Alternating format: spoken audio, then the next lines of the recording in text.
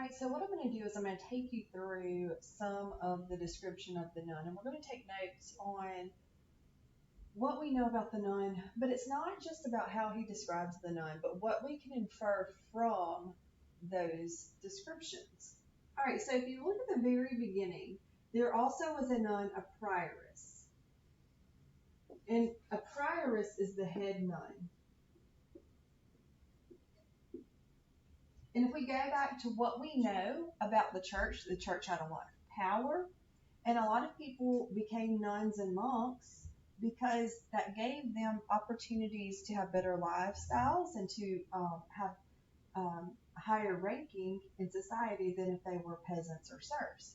So if a prioress is a head nun, and nuns already have a higher rank, and then or more power, and then the prioress is the head nun, we know that she has power. And I'll even put that over here. She has power within her religious community. All right, the next thing about on the third line down, it says her greatest oath was only by St. Louis. Now this is an allusion. St. Louis was known for perfect manners.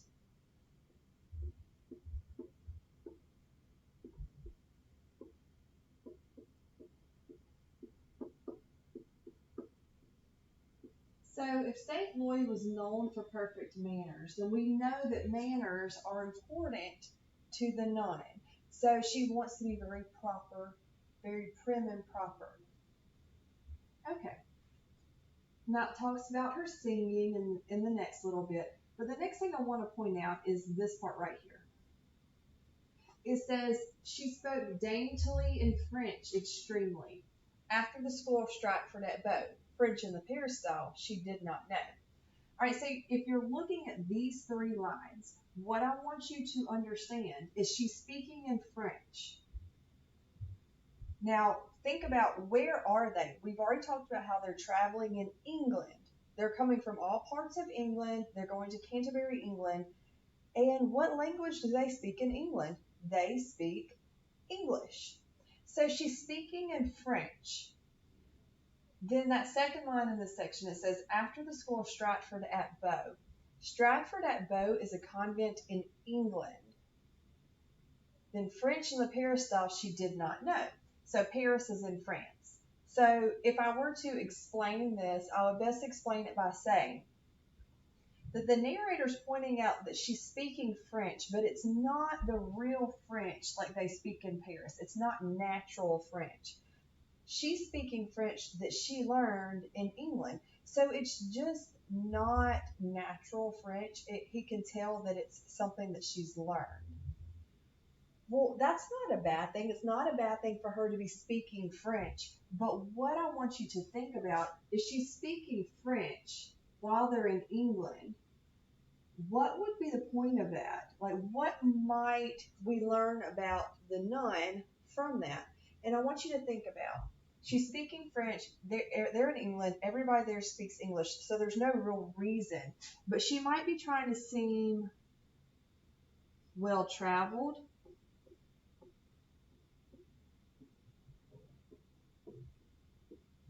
And I'm even going to put seem, because it's what she's wanting to seem. Well-traveled, educated.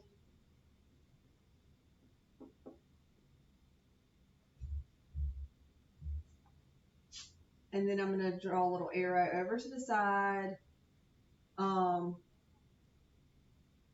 So she wants to seem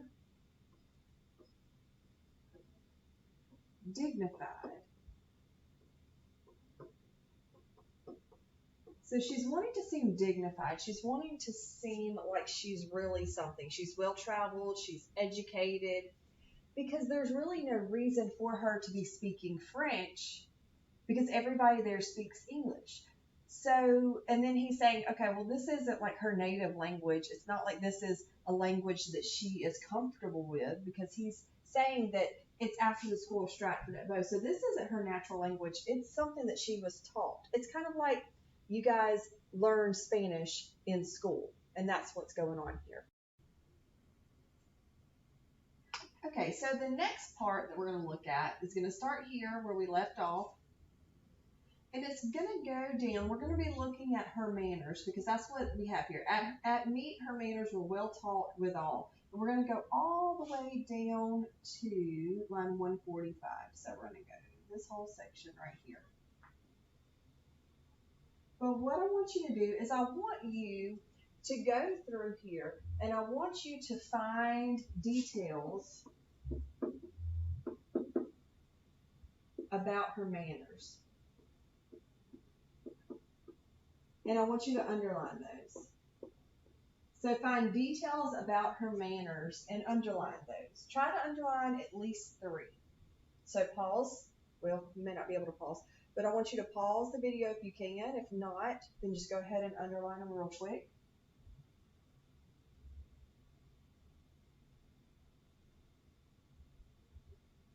Okay, so a few things you may have picked up. It says, no morsel from her lips did she let fall. So she didn't let anything fall whenever she was eating. She didn't drop food on her. Nor, you have to look at that nor, dipped her fingers in the sauce too deep. So when she was dipping things in the sauce, she didn't like dip her fingers in it. She was very dainty about it.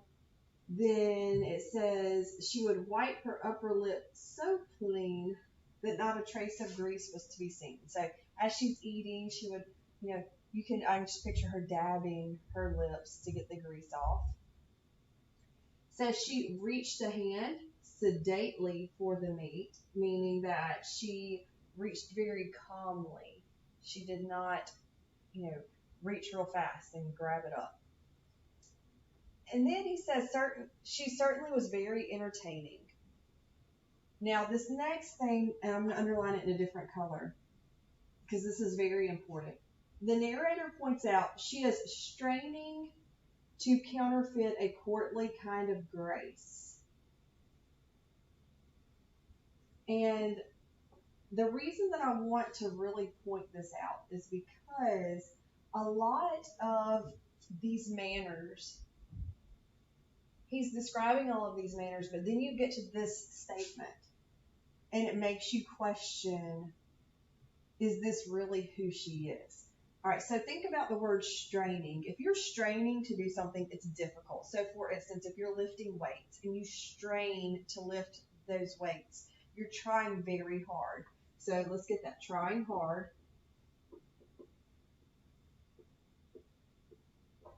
And then to counterfeit a courtly kind of grace. What do you know about the word counterfeit? If it's counterfeit money, it's fake, right? It's not real.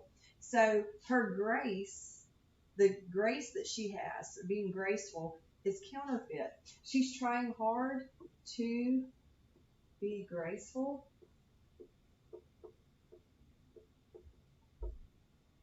but it's fake. So she's trying hard to be graceful, but it's fake. So he's noticing that this is not natural for her. So this may not seem like a big deal, but if we go back up just a little bit and you kind of put all of these things together, it makes you question the sincerity of the nun to this point because, she's known for her perfect manners, always trying to be perfect. We know that she's speaking French, but it's not the real thing. So maybe she's trying to seem more dignified than she really is. Maybe trying to seem a little bit more well-traveled and educated than the truth there. And then he goes through this list of perfect manners. But at the end of that, he says, yeah, but she's straining to counterfeit a courtly kind of grace. So she's trying hard to be graceful, but it's fake. And what you really get from that is the fact that she's not being genuine. This is not who she genuinely is. It's not like she is just naturally graceful and this is how she is. Like, she is having to try very hard, which makes it seem like she cares too much about what people think about her, which would not be common for a nun to care so much about her appearance and what people. Okay, so we've talked a lot about how she's trying to present herself, but the next thing I want to do is I want to look from here. It talks about her sympathies and tender feelings. And we're going to go all the way down to 154. So this part right here. And what you're really looking at here is her sympathies and tender feelings. So why don't we read just these few lines and what in these three lines show you that she is caring and kind. So go through, maybe underline or put parentheses around some stuff that shows that she's caring and kind.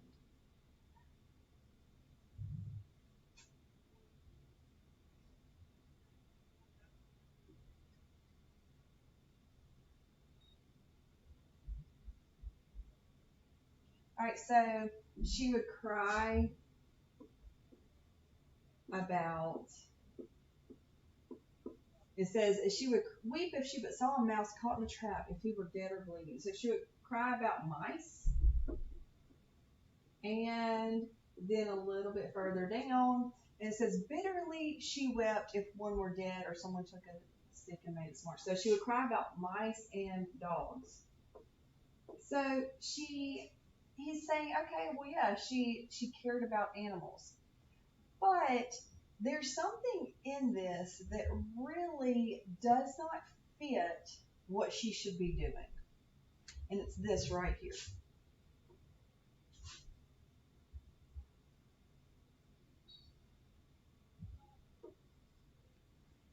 And the reason I want to point this out is because if you go back to what you know about nuns, they took a vow of poverty, correct? So if they took a vow of poverty, they should not be wasteful in any way. They should not have the best of the best. They're supposed to have the bare minimum. They're supposed to be very frugal with what they have. But yet it says that she had roasted flesh, that's cooked meat, or milk in fine white bread. Now, you have to think back to this time period in the Middle Ages. Milk was not easy to come by. They didn't have a fridge that they could just put it in. So roasted flesh or milk or fine white bread, those are all very expensive, nice food. And yeah, it's probably not even right for her to have that nice of food for herself. But what is she doing with that? She's feeding it to dogs. So she is wasting fine food on dogs. And that's just not right for her to be doing because number one, she probably shouldn't have super nice food and expensive food like that. And wasting fine food, that's expensive. And then she's giving it to dogs. And if anything, she should not be eating these fine, expensive foods. But even if she did have that, it probably shouldn't be going to dogs because there were people who were starving during this time. Okay, and then the last bit that we're going to look at, this is all about her appearance.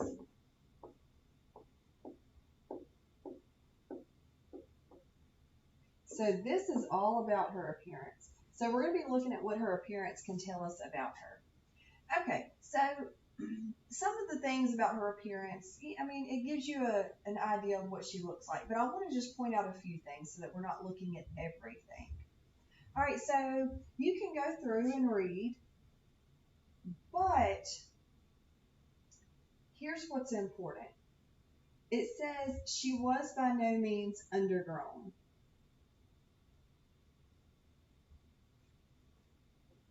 And so this kind of tells us, so if you're not undergrown, you're overgrown, so you're large.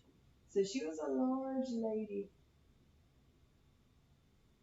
And then what you have to understand about this time period is that being overweight was a sign of, it should be of, wealth. So being overweight during this time was a sign of wealth. It was because not many people had enough food to be overweight. So if you were overweight, that showed that you had plenty of money to have really good food and have plenty of it. So the fact that he points out she was by no means undergrown, that tells us she's a large lady, which is a sign of wealth. So she is definitely spending some money on food, which we already have seen that she had some of the nicest food. Okay, the next thing, now there are two things that I'm going to put these in parentheses. It says she wore a coral trinket on her arm, and then the brooch, the golden brooch that was engraved with love conquers all. Now, these are both, and here's a term for you.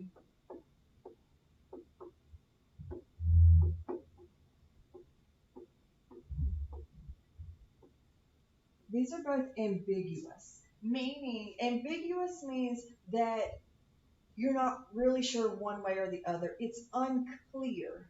So it's unclear. And so coral, the reason that coral is ambiguous, it could have one of two meanings. One meaning is a defense against temptation,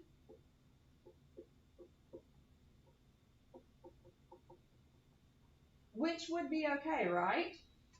All right, so that would be okay to be a defense against temptation. But another meaning for coral is it could be considered a love charm. Now, this is what it represented back in the Middle Ages, is that coral could be a defense against worldly temptation, or it could be a love charm. One of these is fine. Like, it would be great for a nun to wear a coral trinket as a defense against temptation. But it would not be okay for a nun to wear a coral trinket as a love charm, because remember that vow of chastity, they're not supposed to have romantic relationships. And it's very similar with the brooch that says love conquers all.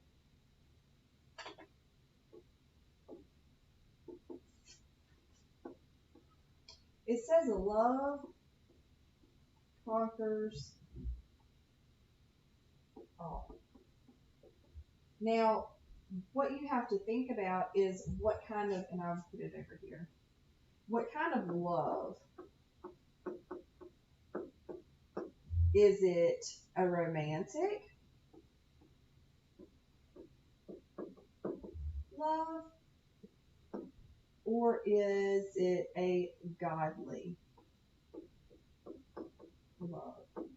So a romantic love would not be okay for a nun, but a godly love would be okay. So you really have to, so you have the ambiguity here of, okay, do these things represent romantic or godly things?